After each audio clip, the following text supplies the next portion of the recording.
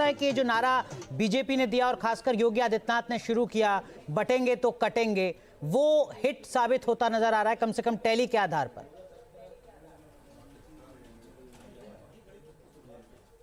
देखिए अनुराग भाई, जो नारा माननीय योगी जी ने दिया, मैं उसका असर नहीं मानता, क्योंकि देश की जनता बहुत जागरूक है, लोग जागरूक हैं, लोग यूनिटी में ना कहीं उनको ये लगता है कि ये मुल्क जो है यूनिटी को ज़्यादा प्रेफर करता है, तो इस तरीके के नारों को कोई प्रेफरेंस नहीं मिला।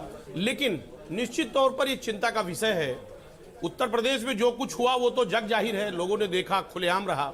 लेकिन महाराष्ट्र का जो रिजल्ट आ रहा है वाकई में चौंकाने वाला है, इसलिए क्योंकि कई मायने में महाराष्ट्र की जनता बहुत नाराज थी वहां की जो सत्ता शासन से, किस कदर वहां लोग परेशान थे, तमाम तरीके की समस्याएं रही, और आज जो रिजल्ट दिख रहा है ये वाकई में चिंता को बढ़ा रहा है। महाराष्ट्र का रिजल्ट तो चौंकाने वाला है, लेकिन यूपी उपचुनाव का रिजल्ट भी आपके लिए चौंकाने वाला है, क्योंकि साम दाम दंड भेद सब कुछ कर लिया आपने। रीपोलिंग की भी बात आप करते रहे आपके अखिलेश यादव, बल्कि वो तो अभी भी कह रहे हैं, वो भी चौंकाने वाला है। आपका पीडीए चला नहीं। अब आप बीच में आप ही खंडन कर देंगी तो काम कैसे बनेगा? आपके चैनल ने दिखाया और आपने भी दिखाया कि उत्तर प्रदेश में क्या नहीं हुआ, क्या नंगा नाच हुआ, पिस्टल तक लहराए गए, लोगों को घरों में कैद कर दिया गया, वोट डालने नहीं दिया गया, इलेक्शन कमीशन कहीं ना कहीं मूक दर्शक बना रहा। आप कह रही हैं कि साहब उत्तर प्रदेश में क्या हुआ, क्या साम दाम दंड भेद क्या इस्तेमाल किया गया? समाजवादी पार्टी ने क्या किया? शासन सत्ता में जो लोग बैठे हैं उन्होंने उसका दुरुपयोग किया। चुनाव के नाम पे सिर्फ चुनाव नहीं हुआ बल्कि लोकतंत्र की हत्या हुई। एक बात। दूसरी बात, मैं महाराष्ट्र की बात कह रहा हूं कि महाराष्ट्र में भी जो है वो तमाम जो रिजल्ट आया है वो वास्तव में ये चौंकाने वाला रिजल्ट है। इस पर मंथन करने की जरूरत है। इंडिया गठबंधन को मंथन करने की जरूरत है कि अगर चुनाव के नतीजे इसी तरह आएंगे और इसी तरह चुनाव होगा तो वाकई में चुनाव पर बहुत बड़ा सवालिया निशान खड़ा होगा। तो अजीज खान साहब, 27 के लिए एजेंडा क्या होगा? यही तरीके से हो रहा तो चुनाव प्रचार या ईवीएम को हटाओ अभियान? 27 कैसे जीतेंगे यूपी में आप? स्ट्रिक्ट सोच है बिल्कुल ईवीएम पर। अब ईवीएम से चुनाव के लिए हम लोग पूरी तरह से प्रदर्शन करेंगे, सड़कों पर निकलेंगे। अगर चुनाव आयोग और सर्वोच्च अदालत कहती है कि ईवीएम से ही चुनाव होगा, तो क्या समाजवादी पार्टी चुनावी प्रक्रिया से खुद को अलग कर लेंगे? खान साहब, जब 37 सीटें आपको मिली थी, क्यों चाहते हैं? सुनिए ना, आप अलग कर लेंगे खुद को। अब क्या ये बात आपने तब नहीं कही थी, और कब तक आप ये सवाल उठाते रहेंगे? देखिए आप एक्सेप्शनल केसेस को मत देखिए। आप अच्छा, हालात को मत इससे कंपेयर करिए। वहां कहीं जीत जाते हैं, कहीं हार जाते हैं। आप इस तरीके के नैरेटिव मत सेट करिए। हम हार जाएं या जीत जाएं, ईवीएम पर सवाल है और रहेगा, और ईवीएम से चुनाव होना। तो करहल और सीसा मऊ में रिटर्निंग ऑफिसर के पास नहीं जाएंगे सर्टिफिकेट लेने?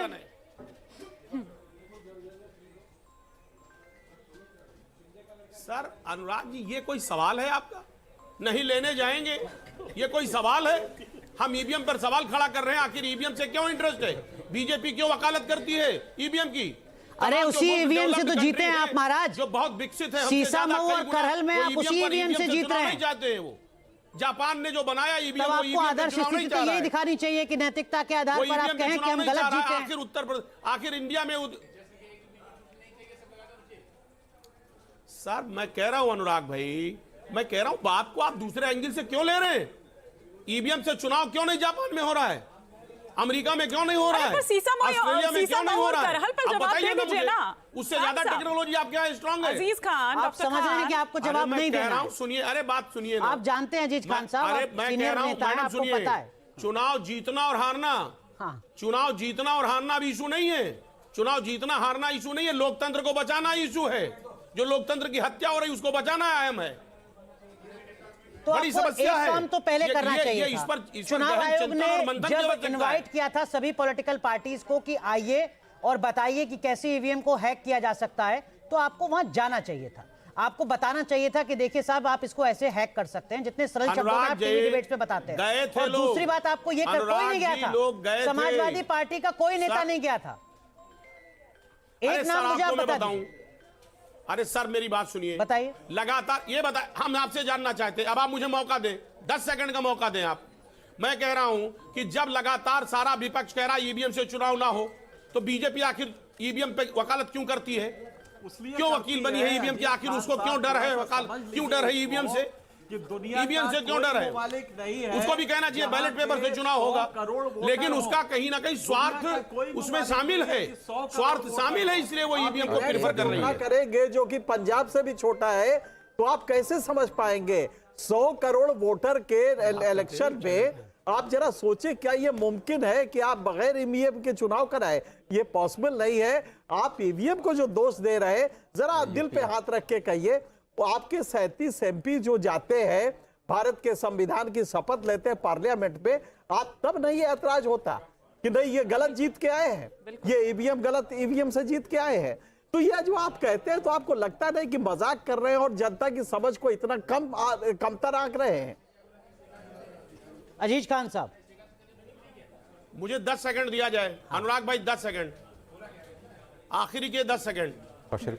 देखिए, एनके सिंह साहब बहुत ही वरिष्ठ पत्रकार हैं, बहुत ही सुलझे और हुए हैं और बहुत समझदार हैं। मैं कहना चाहूंगा कि जब एनके सिंह साहब जैसे पत्रकार जो बहुत बड़ी सोच रखते हैं, वो अगर ईवीएम के पक्ष में अगर वकालत करेंगे, तो मुझे लग रहा है दुर्भाग्य की बात है। वो क्या कह रहे हैं? कभी भी निष्पक्षता के तौर पे चुनाव नहीं हो सकता। कोई बात नहीं। आपने कहा कि जहां हम जीते हैं ईवीएम से, वहां तो हम सर्टिफिकेट लेने जाएंगे जीत का, लेकिन जहां हम हार गए हैं वहां हम ईवीएम पर दोष बढ़ाएंगे। अनुराग जी ये तरीका नहीं भाई। अरे सर, आपने 10 ये सेकंड तरीका मांगे, नहीं मैं है। 12वीं सेकंड के बाद बोला दे दे, मेरा वक्त खत्म हो मैं गया। 12वीं सेकंड के बाद बोला हूं। अजीज खान साहब बोलिए। अरे फिर सर, से मेरी 10 बात सेकंड सुन ले। लीजिए, चौथी बार 10 सेकंड लीजिए। अरे सर सुनिए ना, 10 सेकंड मुझे बोलने दे। मैं दूसरे चैनल पे जा रहे हैं, बस 10 सेकंड में मेरी बात खत्म हो जाएगी, हम खुद चले जाएंगे। मैं सर ये कह रहा था, मेरा निवेदन यह है कि एनके सिंह साहब बहुत ही विद्वान और बहुत ही वरिष्ठ पत्रकार हैं। उनको इस पर गहन मंथन करना चाहिए ईवीएम पर, कि ईवीएम से निष्पक्षता के तौर पे चुनाव नहीं हो सकता है। और तमाम जो बड़े कंट्री हैं, तमाम डेवलप्ड कंट्री हैं, वहां पर ईवीएम से चुनाव क्यों नहीं हो रहा है, इस पर भी मंथन करने की आवश्यकता है। डॉक्टर खान, तो फिर झारखंड का चुनाव रद्द अगर आप लेते हैं तो टेक्नोलॉजी में अच्छाइयां हैं तो बुराइयां भी 10 हैं। झारखंड के जो परिणाम आए वो रद्द हो जाए, सीसा माहौल करहल पर आपने जवाब नहीं दिया। डॉक्टर खान, 10 सेकंड का मतलब ये, सर 10 सेकंड के बाद तो हमारा समय आएगा कि नहीं आएगा? अगर वो पॉलिटिकल पार्टी, अरे डॉक्टर खान, ऐसा नहीं होगा ना कि आप अपनी बात बोलकर चले जाएंगे। आप अपनी बात बोलकर चले जाएंगे। अगर आप जीत रहे हैं करहल और सीसा मऊ, अगर आप जीतते हैं तो आपको शुभकामनाएं उस जीत के लिए। इस बीच एक बड़ी खबर आपको बता रहे हैं, एकनाथ शिंदे के बेटे श्रीकांत शिंदे जो सांसद भी हैं, उनका बयान आया है। एकनाथ शिंदे की अगुवाई में चुनाव जीते हैं, तो यहाँ पर एक अलग बयान एकनाथ शिंदे के बेटे सांसद श्रीकांत शिंदे का, सुनिए जरा। इस तरीके से अनअवेलेबल रहे, from the starting you are saying unavailable and not accessible MLA, I think he is on the verge of losing his seat. So I think people in last 2.5 years, the way Eknath Shinde has worked, the way he has carried forward the legacy of Balasaheb Thackeray, the way Mahayuti has worked under his leadership, and the way Mahavikas Aghadi or the Ubhata netas, leaders, जो सिर्फ गाली गलोच और आलोचना, उसके सिवा उनको 2.5 साल में कुछ जमा नहीं करने के लिए, उसमें से एक नाम था आदित्य ठाकरे का भी। लोगों ने उनको उनकी जगह जो है ये दिखाने का काम इस इलेक्शन में किया है। तो एकनाथ शिंदे के बेटे को आप सुन रहे थे, श्रीकांत शिंदे को, लेकिन ना केवल श्रीकांत शिंदे बल्कि